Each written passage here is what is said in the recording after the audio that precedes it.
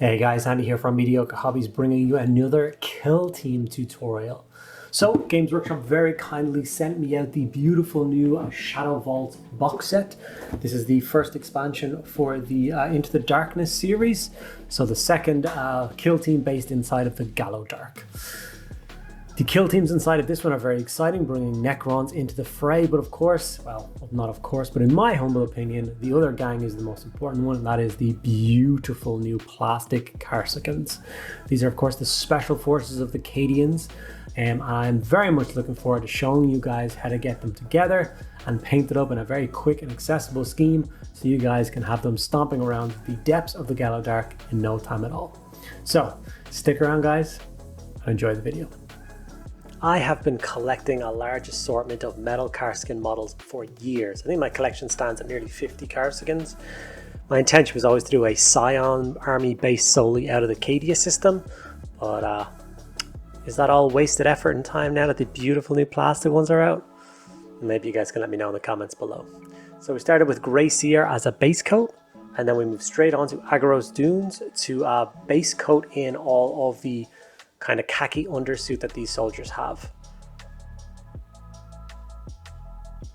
I of course had up a picture of a Kasrkin on my computer to use as reference material to know where all the different bits of khaki were supposed to go, which parts were armor panels, which part were like black straps, because there was quite a lot of bits and pieces in this model to be careful with.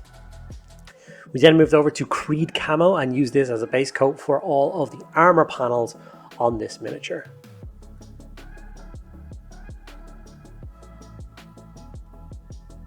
People have been asking me in some of my videos when I layer up on top of the contrast, what was the point in doing the contrast then? My point is always that it is the fastest way that I have found to base coat miniatures. If you're going to be layering up afterwards, it's still okay to use that as a base coat. I dare you to find a paint that you can apply over all of these armor panels like Creed Camo that's going to give you a solid green base coat in a minute and a half of painting. Black Templar was used for all of the rest of the leather straps and his belt, some of the housing of the pistol, and his boots. Once again, the reference picture really helped here. I knew his belt was black, knew the casing of the gun was black. I didn't realize that the bits behind his knee pad were black leather straps, and behind his thigh plate as well. So I was able to carefully go in and distinguish which parts were khaki and which parts were supposed to be the black contrast. So this helped me to keep my base coat stage nice and neat. I basically pulled up the Kasrkin article off of Warhammer Community where it had the giant big image of the new Kasrkins, so I knew exactly what I was doing. It's a very quick and easy step. We are definitely at the ugly stage at the moment. I've talked about the ugly stage of miniatures before. It's the point in which you're painting a model where you're not really sure how it's going. You're not really sure if what you're doing is painting a model or ruining a model. And I always say just stick with your gut, follow through. It will look beautiful at the end, but you got to get through all those base coats first. From here, it's time to move on to Cadian Fleshtone just for a very, very quick dollop of paint, if you will, on his face, the only one showing. You can obviously build these Kasrkins where no skin is showing whatsoever. They can all have their rebreathers closed, but I really like the look of the sergeant with the rebreather kind of pulled down, like he's barking orders or he's not in a hazardous zone at the moment, something like that. Iron Hand Steel was used to base coat all of the metallics across this miniature. So there's a few sneaky bits and pieces: a quill on his helmet, a quill on his chest piece, there's some bits on his backpack. His sword is obviously going to be this, a few different bits and pieces of the pistol, antenna coming out of his backpack. So this is the kind of thing, once again, that reference picture really does come in handy.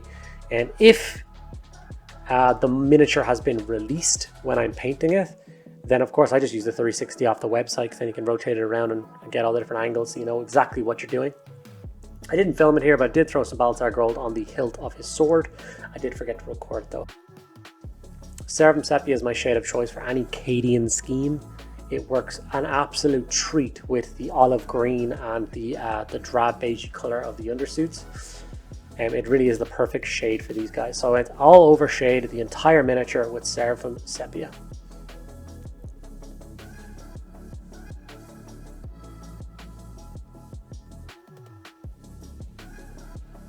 taking my time, making sure I get all the nooks and crannies and making sure it doesn't pool anywhere uncomfortably. This is the new 18mm shade. I don't know how long I'm going to have to say in videos that these are the new shades, just in case people are going to grab the old ones and get a different result, which I really want to avoid happening. Karak Stone is the layer of choice that I used for that khaki cloth color, just to bring up the color. I actually had quite a selection of like beiges and stuff like that out on my painting desk, trying to figure out what the best choice of color would be. I settled on Karak Stone because it's not going to obscure the beige tones at all, but it is going to pull up the color nicely, make it pop, but definitely not overpower it. I definitely think the focal part of this miniature should be its armor, and I definitely didn't want the undersuit to be kind of brighter or more distracting than the beautiful carapace armor that he does wear. When I apply the layer, it's to make sure that all the creases and all the shadows are left there. We just want to hit all of the raised areas with the layer point, which will give you a really nice result. Now it's time to move over to the armor panels, and for this I like to use Waaagh Flesh. Waaagh Flesh, I think, is the correct green color to go over and apply on the armor panels to give you that beautiful kind of military camouflage style green. Now I'm showing you a very quick and accessible way on how to paint Kasrkins. That means that I will be ignoring the camouflage patterns that are usually on Kasrkins armor. I don't enjoy that kind of detail. I don't find it enjoyable to paint. I think it slows down the whole process. And frankly, I like the neat and tidy look of the Kasrkins as they are in my tutorial. That doesn't mean that you shouldn't do them. If you guys are big fans of the camouflage pattern and you do want to give it a go, it's probably at this stage here that you would stop and apply the camouflage across the armor panels and get that all layered up. Corvus Black was used to layer up all of those black parts we hit with Black Templar, so boots, belt, all of the webbing holding on his shoulder pads, knee pads, elbow pads, those kind of things. And of course the casing of his plasma pistol.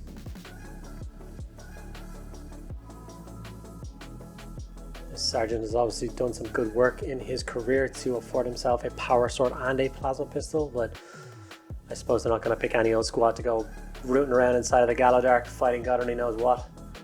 Cadian Fleshtone was used to apply a very quick highlight to the face. Like I said, most people will build Kasrkins with their full beautiful face plates, so there will be no skin on show. But for anybody who does decide to do it, yeah, Cadian Fleshtone was used as a very quick highlight, hitting all the raised points. Ironbreaker was then used to layer up all of the metallic parts. This goes for all the silver parts and all of the gold parts around the handle of his sword.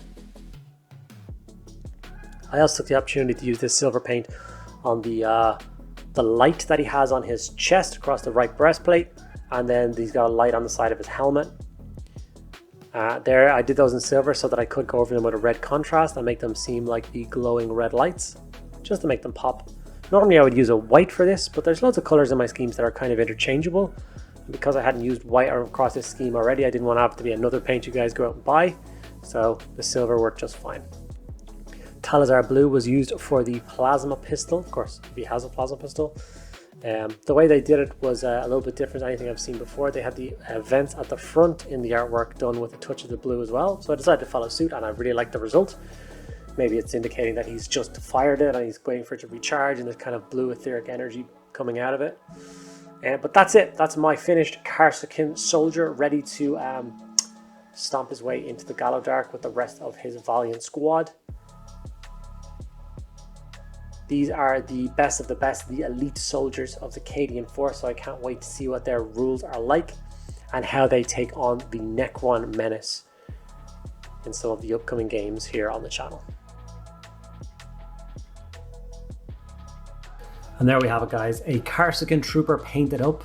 Contrast was used for all the base coats, a quick wash and a very quick and accessible layering stage, and we have a beautiful trooper ready to see the tabletop. Hope you guys enjoyed the video. If you did, make sure you drop a like. If you're not already subscribed, it would mean the world to me if you take 2 seconds out of your day and hit that subscribe button. Any questions about this video or anything else that I've done here on this channel, drop it in the comments below and I will get back to each and every one of you guys. And if you really like what I do and want to help me continue to make more of these awesome videos, the best way that you can help me is through my Patreon campaign. You can see all the details of that in the link below. Thank you guys so much for watching to the end of the video. I'll catch you in the next one.